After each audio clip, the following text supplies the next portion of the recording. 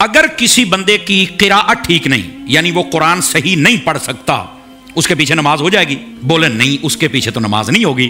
تو میں ایک سادہ بات کہنے لگا ہوں، سارا سمجھ آ جانا چاہیے، جس کا قرآن ٹھیک نہیں ہے جب اس کے پیچھے نماز نہیں ہوتی، تو جس کا ایمان ٹھیک نہیں ہے اس کے پیچھے ہماری نماز کیسے ہو جائے گی؟ کیا کہنے علامہ صاحب۔ بات دراصل یہ نہیں کہ کس کے پیچھے نماز پڑھنی، بات یہ کہ جو مصلی پر کھڑا ہے نا، آپ نے دیکھنا اس کا عقیدہ بھی درست ہے کہ نہیں ہے۔ جی جی جی جی جی میں آپ کو اس سے بھی ایک سادہ مثال دے دیتا ہوں۔ دیکھیے ہم پیچھے کھڑے ہیں، ہم نے کہا پیچھے سے امام کے اللہ اکبر، بھائی جو مصلی پہ کھڑا ہے حضرت، وہ بھی تو دیکھو نا یہ کس امام کے پیچھے ہے؟ آیا کہ یزید کو امام کہنے والا ہے یا حسین کو امام کہنے والا ہے؟ کیا کہنے، ذرا اس بات کو سمجھو نا۔ حالانکہ جب حضرت امام حسین کو ہم امام کہتے ہیں تو ہم بیچ میں صحابہ کرام علیہم رضوان کا لحاظ بھی رکھتے ہیں، یہ یاد رکھ لیجئے۔ لیکن میں نے ایک اشارہ دیا ہے، آقا کریم علیہ السلام نے ارشاد فرمایا ان اللہ اختارنی واختار لی اصحابی واختار لی منہم اربعہ، فرما اللہ نے سب سے پہلے میرا انتخاب فرمایا، میرے بعد میرے صحابہ کا انتخاب فرمایا، پھر میرے لیے ان میں سے 4 کو چنا، حق 4 یار بھی آ گئے، ٹھیک ہے۔ پھر اس کے بعد فرمایا، اس کے مختلف پہلو آگے ہیں، مختلف الالفاظ و طرق و سند، یہ روایت ہے، لیکن ایک روایت یہ بھی ہے، فرمایا ان قریب ایک قوم آئے گی ینتقصونہم ویسبون اصحابی، جو میرے صحابہ کرام میں سے نقص نکالے گی، عیب نکالے گی اور گالیاں دے گی۔ فرمایا جب یہ آئے تو حضور ہم نے کیا کرنا ہے؟ فرمایا لا تواکلوہم ولا تشاربوہم ولا تسلموا علیہم ولا تصلوا معہم ولا تناکحوہم او کما قال علیہ السلام۔ میرے آقا کریم علیہ السلام نے فرمایا نہ ان کو سلام کہنا ہے، نہ جواب دینا ہے، نہ رشتہ دینا ہے، نہ لینا ہے، نہ روٹی پکا کے ڈالنی ہے، نہ ان کے ساتھ کھانی ہے۔ اور میرے نبی کریم علیہ السلام نے فرمایا مر جائیں تو جنازہ نہیں پڑھنا، ان کے ساتھ نماز نہیں پڑھنی، سمجھ آ رہی؟ ان کے ساتھ نکاح نہیں کرنا۔ تو میں نے کہا یہ ہمیں چورن مت بیچو، ہم نے حضور کی حدیث پڑھی ہوئی ہے۔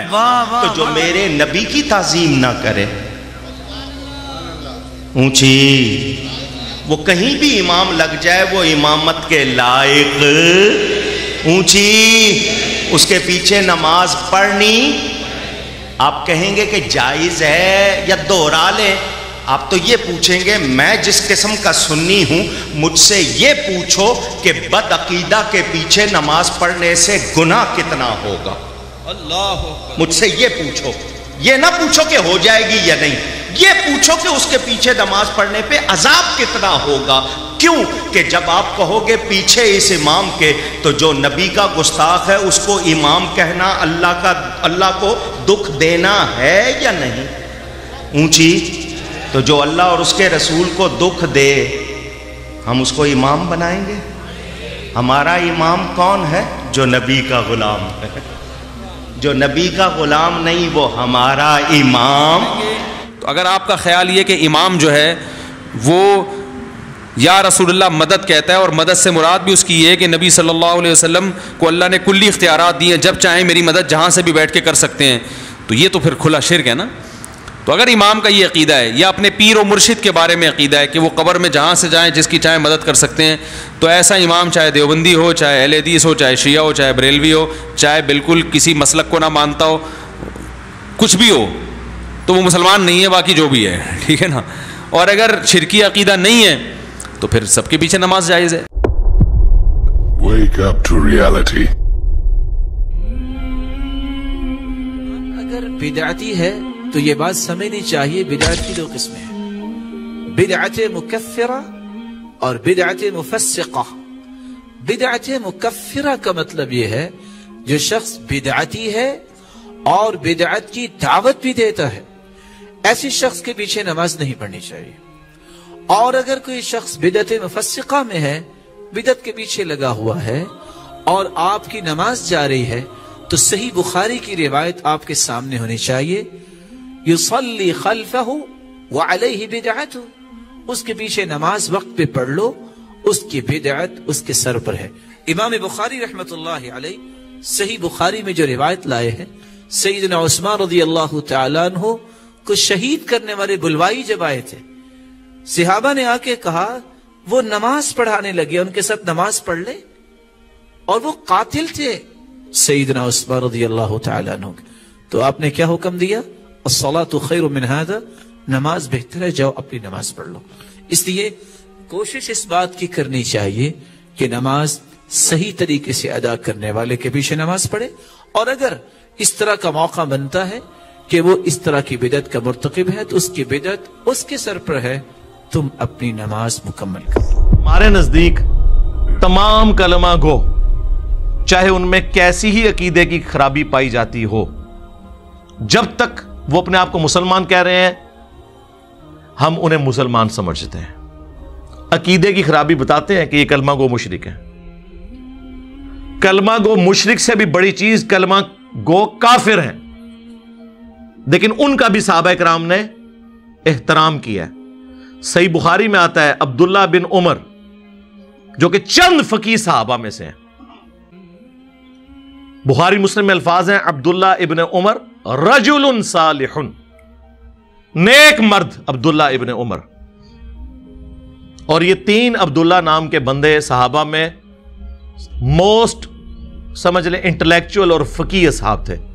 नंबर 1 अब्दुल्ला इब्न मसऊद, नंबर 2 अब्दुल्ला इब्न उमर, और नंबर 3 अब्दुल्ला इब्न अब्बास रदियल्लाहु अन्हुम अजमाइन व अलैहिमुस्सलाम अजमाइन। इनमें से एक अब्दुल्ला बिन उमर बुखारी में इमाम बुखारी खवारिज वाले चैप्टर में लेके आए हैं उस हदीस की हेडिंग के ऊपर कि अब्दुल्ला बिन उमर मखलूक में सबसे बदतरीन खवारिज को शुमार करते थे, क्योंकि वो काफरों वाली आयात मुसलमानों के ऊपर लगाया करते थे। और मुसलमान कौन? सहाबा इकराम। अब्दुल्ला बिन उमर खवारिज को बदतरीन मखलूक क्यों शुमार करते थे? कि वो सहाबा इकराम को काफिर कहा करते थे। तो खवारिज हो गए कलमा गो काफिर, और काफिर भी ऐसे जो सहाबा इकराम को काफिर कह रहे हैं, लेकिन वो वाले काफिर नहीं जो यहूद और नसारा वाला काफिर है। क्यों? सुनन कुबरा अल बैहकी में मौजूद है कि अब्दुल्ला बिन उमर खवारिज के पीछे नमाज भी पढ़ते थे, उनके सलाम का जवाब भी देते थे, और खुशबिया के पीछे भी। खुशबिया कहते हैं मुख्तार सकफी के मानने वालों को। लिहाजा ये जो इन्होंने ढकोसला मचाया ना कि मुख्तार सकफी ने जो है वो दावे नबूवत किया था, वो तो फारिग हो गया। अगर उसने दावे नबूवत किया होता तो अब्दुल्ला बिन उमर उसके पीछे नमाज पढ़ते। क्योंकि कातलीन हुसैन को कैफर किरदार तक पहुंचाया था ना मुख्तार सकफी ने, तो इन्होंने फिर उससे बदला उतारा। इस तरह का झूठा ब्लेम लगा के उसके ऊपर। तो उसमें अल्फाज हैं सुनन कुबरा अल बैहकी में, हालांकि खवारिज मुसलमानों को कत्ल कर रहे थे, अब्दुल्ला बिन उमर फरमाते थे जब तक इनकी मसाजिद से हय्या अलस सलाह हय्या अलल फलाह की आवाज़ें आएंगी, हम इनके सलाम का जवाब भी देंगे, और ज़ाहिर है कि हय्या अलल फलाह का जवाब भी देंगे। इससे मुराद नमाज पढ़ना है, सिर्फ अजान का जवाब ये तो नहीं है, प्रैक्टिकली जवाब है।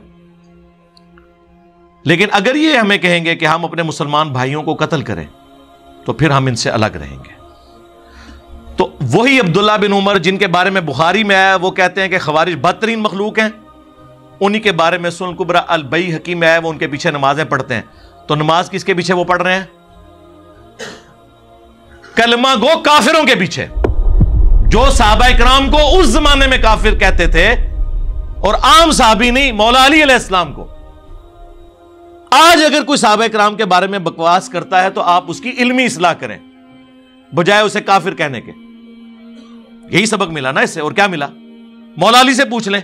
अल मुसन्नफ इब्न अबी शैबा में मौला अली से पूछा गया, ये खवारिज क्या ये काफिर हैं? उन्होंने फरमाया ये काफिर नहीं है, ये कुफर ही से तो भागे हैं। इन्हें ये गुमान हुआ कि मैं काफिर हो गया हूं, तो मुझसे दूर भागे हैं, तो ये काफिर कैसे हो सकते हैं? एड्डा जिगरा है किसी दा, ये मौला अली दा ही जिगरा है कि मौला अली को जो काफिर कह रहे हैं, मौला अली कह रहे हैं कि ये मुझे जो काफिर समझ रहे हैं ना, तो ये दलील है इस बात की, ये कुफर से नफरत करते हैं कि मुझे भी नहीं इन्होंने छोड़ा। उन्होंने तो बुखारी मुस्लिम की हदीस फिट नहीं की कि जिसने मुसलमान को कहा काफिर तो कुफर उसकी तरफ लौट जाएगा। उन्हें पता था ये तावील की गलती की वजह से कह रहे हैं। आज भी अगर किसी सहाबी को कोई काफिर तावील की गलती की वजह से कहता है तो कुफर उसकी तरफ नहीं लौटेगा, और अगर जानबूझ के कहता है समझते हुए कि वो मुसलमान था, वो तो सहाबा को तो छोड़ दें, आज भी किसी एक आम मुसलमान को भी कोई काफिर कह दे तो वो काफिर हो जाएगा। इस मसले को समझे। मेरी बाज लोगों ने बात चाली कि जी आपने कहा था हजरत अबू बकर की साहबियत का इनकार करने वाला जो है वो काफिर है, और दूसरी तरफ आप कहते हैं कोई गाली दे तो वो काफिर नहीं, इनको काफिर भी कहे तो काफिर नहीं। ये इल्मी बहस हैं भाई। बुखारी मुस्लिम दोनों में हदीस है, इब्न अबी बल्ता ने नबी अलैहिस्सलाम की जब मुखबरी कर दी थी, काफिरों को बता दिया कि हुजूर मक्के पे चढ़ाई करने वाले हैं, نبی علیہ السلام کو اللہ نے وحی کے ذریعے بتایا، مولا علی کو بھیجا، انہوں نے اس عورت کے جوڑے سے وہ خط برآمد کیا، اور جب وہ خط آیا نبی علیہ السلام کی بارگاہ میں، حضرت عمر نے کہا یا رسول اللہ اجازت دیں میں اس منافق کا گلا کاٹ دوں جس نے آپ کے ساتھ یہ غداری کی ہے۔ حضور نے فرمایا عمر چھوڑ دو، اصحاب بدر کی اللہ نے اگلی پچھلی خطائیں معاف کر دی ہیں۔ نبی کا غدار، اور نبی اس کی تعویل کیا کر رہے ہیں کہ یہ دنیا کی محبت سے مغلوب ہو کے اس نے کیا، یہ منافق نہیں ہے۔ اور حضرت عمر کیا کہہ رہے ہیں، یہ منافق ہے۔ اب حضرت عمر سے توبہ کروانی چاہیے تھی نا حضور کو، نہیں کروائی، کیوں؟ اس پہ امام بخاری نے باقاعدہ باب باندھا ہے یہ مسئلہ سمجھانے کے لیے کہ اگر کوئی اپنی تعویل کی غلطی کی وجہ سے کسی کو کافر اور منافق کہہ لے تو اس کے اوپر وہ فتویٰ نہیں لوٹتا۔ آپ کو سمجھ آئی یہ بات؟ ورنہ حضور کا کام تھا نا، واجب تھا، نبی پہ تو واجب ہوتا ہے کہ وہ کہتے کہ توبہ کرتے اس طرف کفر لوٹ گیا، تو نے ایک بدری کو کہا ہے۔ تو آج بھی اگر کوئی اس طرح کہتا ہے تو وہ اپنی تعویل کی غلطی کی وجہ سے کہہ رہا ہے، کوئی شخص صحابی کو صحابی سمجھتے ہوئے نہیں کہے گا۔